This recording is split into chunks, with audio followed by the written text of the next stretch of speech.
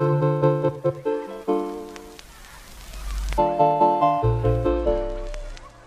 ici, c'est le dernier maillon de la chaîne avant l'expédition du client. Donc on a une commande qui est saisie par l'ADV. Ensuite, on a Emeline et Didier qui sont au transport, qui recherchent la meilleure façon d'expédier en termes de qualité, coût, délai.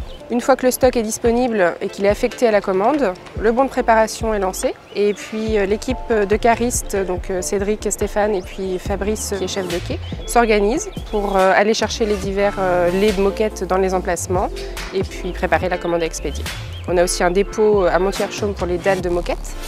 C'est le même principe. Ici, depuis Arton, on pilote l'affrètement et notre partenaire logistique s'occupe de la préparation physique de la commande.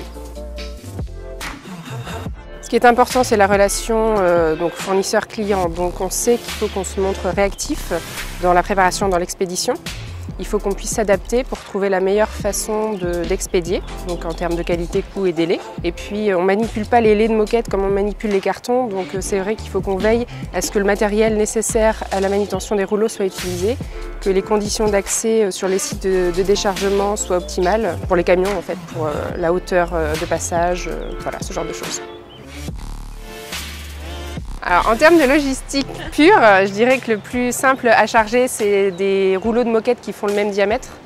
Pour les gars, c'est vrai que c'est idéal. C'est pas toujours le cas, effectivement. Je dirais que dans le transport, il y a toujours des surprises. Et puis qu'on peut charger tout type de véhicule. Par exemple, quand vous avez une remorque clown qui vient, votre première idée, c'est de penser qu'il s'est trompé de route, alors que pas du tout, il était bien venu chercher de la moquette.